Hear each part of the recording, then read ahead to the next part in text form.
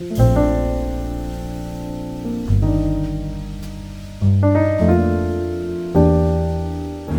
Hugh Brownstone, and welcome to my masterclass on street photography with B&H.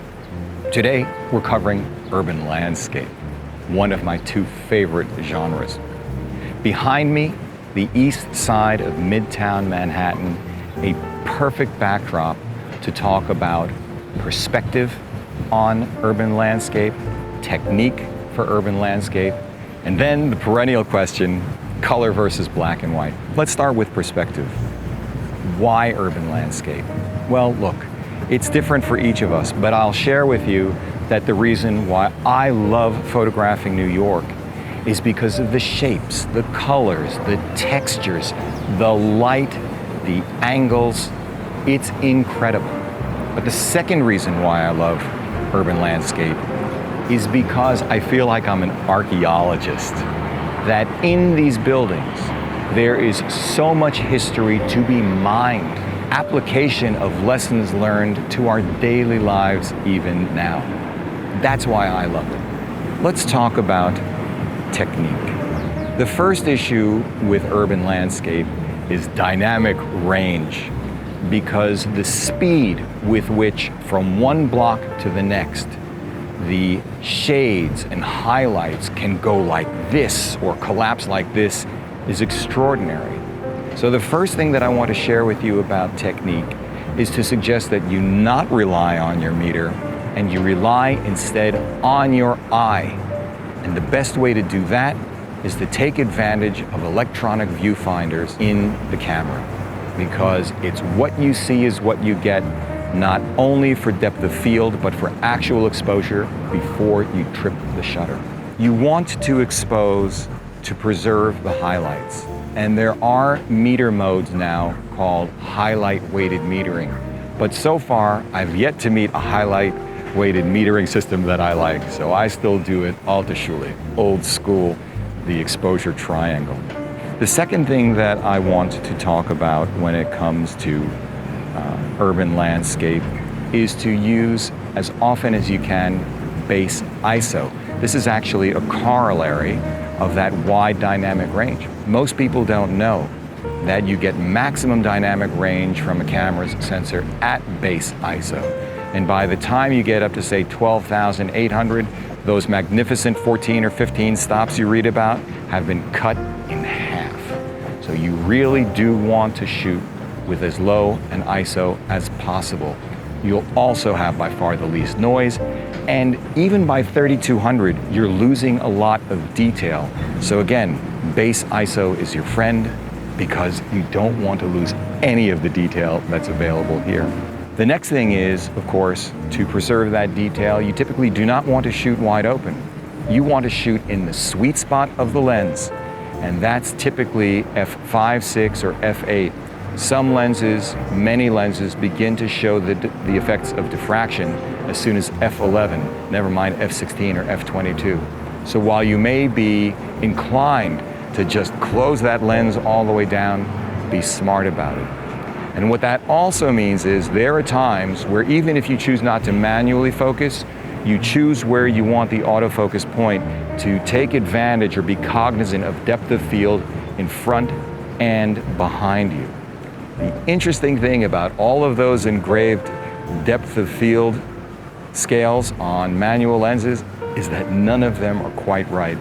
It turns out that the depth of field is greater behind the subject than it is in front. But if you take my advice and use an EVF, you'll see it right then and there. If you're going to shoot at base ISO, and if you're going to shoot close down to f5.6 or f8, you're also going to want to explore the use of IBIS, in-body image stabilization.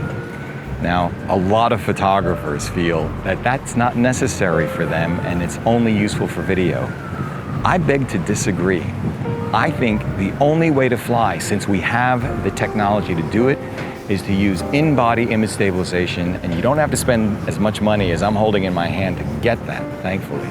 It turns you into a human tripod, and you can drop down 3, 4, 5 stops, practically speaking, lower than the reciprocal rule by using it. But if your camera doesn't have IBIS, that's okay.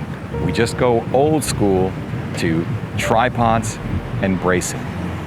The key thing I want to impress upon you is that it's a pain in the rear to carry around a tripod, not just the weight, but the awkward shape and size of it. So if you are going to carry a tripod, make sure that it is as small and light as possible. In fact, you don't need a full-size tripod. You can get a tabletop tripod, and that will work wonders for you. Alternatively, you can go really old school and use bracing. Now, right now I'm sitting on a bench, and it is a found object, and it's easy enough, even when you don't have IBIS, to position your camera. And when you position the camera and brace it, you're going to do two other things. You're going to set your camera to electronic shutter if it's got it, because that will further reduce the potential for vibration from the shutter opening and closing. And the second thing that you're going to do is set a shutter delay. I'm a little impatient. For me, it's 2 seconds, but even 5 seconds should be fine. The combination of the electronic shutter, the shutter delay, and bracing will give you shots practically in the dark.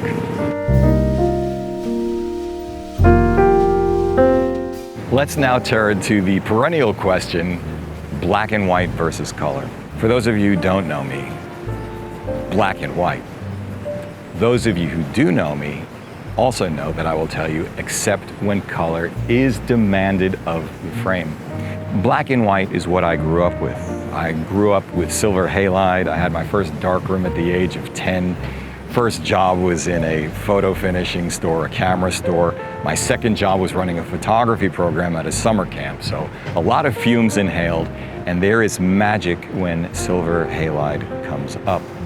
Color was always too complicated, and I could never get it exactly right. We don't have that issue right now. You do not have to choose.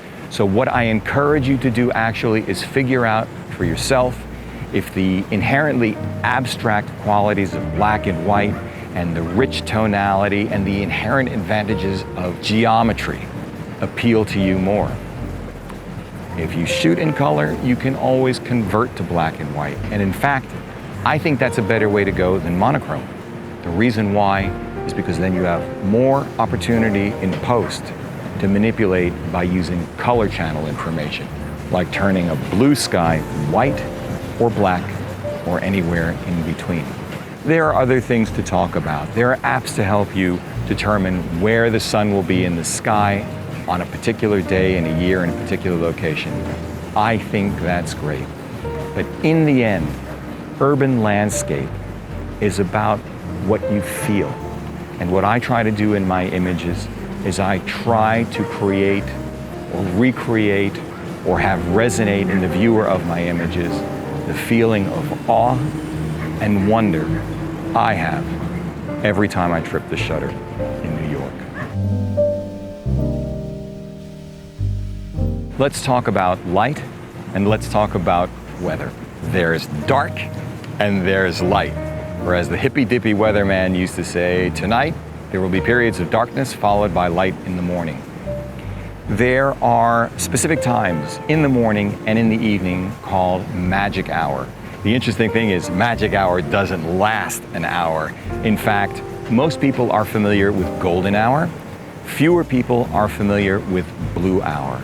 My favorite time to shoot, as the color gradation in the sky is just incredible, like a Falloon painting, which of course was inspired by nature, is blue hour, day or night. The thing about urban landscape is you're not taking a photograph of the moon, you're not taking a photograph of the sun with the buildings highlighted. No, you can get that on a postcard. The thing is to get the light as they hit, reflect, and shape the buildings. The key to weather is to embrace it, but make sure you're properly dressed for it. So right now I'm filming this in August in New York City, And I cannot dress lightly enough without having a sensor be part of this production. So instead, we pick shadows. And we have New York City illuminated behind us in spectacular fashion across the East River. When it comes to winter, when it comes to rain, don't fear it. Embrace it, make the shots all about it, but make sure your camera is really weather sealed well. Make sure that you use your lens hood, because even if it is weather sealed really well, getting water or snowflakes on the front element are not going to help. I've never found a set of gloves that really works for me, but gloves are really important. Unfortunately, most camera manufacturers don't anticipate people shooting with gloves on, but I wish that the industry would take that into account. And the most important thing is to dress in layers, because as the weather changes, you have to begin to either strip down or take the things that are tied around your waist and put them up. Get that hat that you can fold up and crush into a pocket. Make sure that you're ready. The most important gear for urban landscape, a really great pair of shoes and socks to match.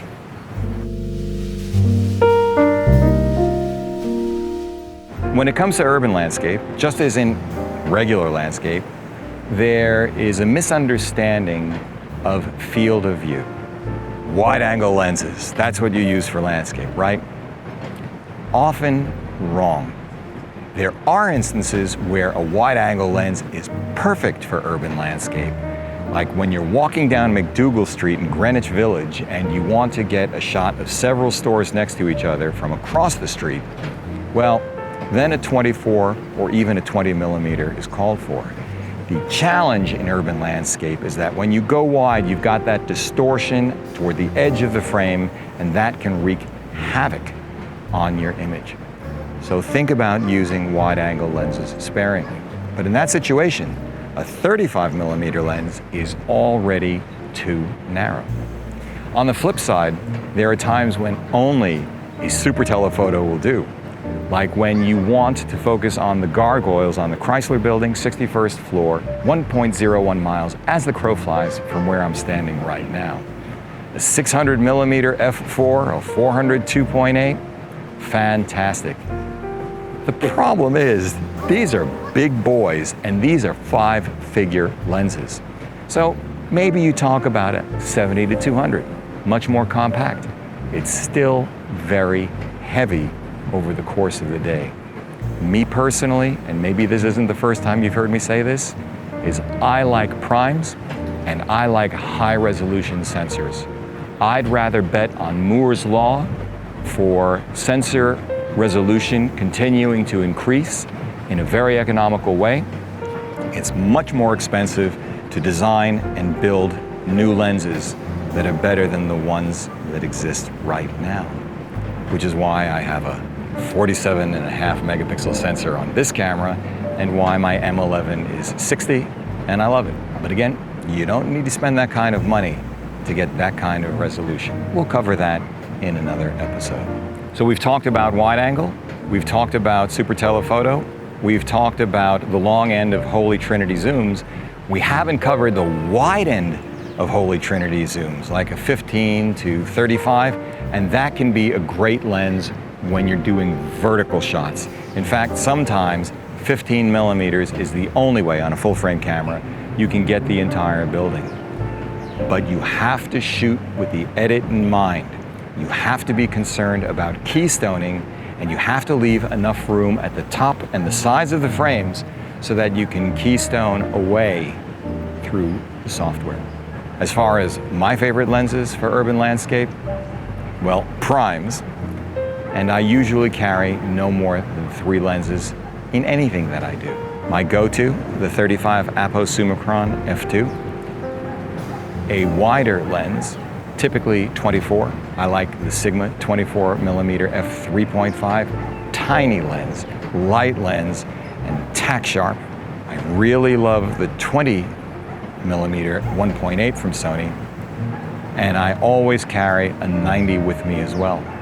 When used in conjunction with the high resolution sensor, I'm good. All right, that wraps it up for this episode of my masterclass in street photography, urban landscape. We've seen a number of amazing places in New York.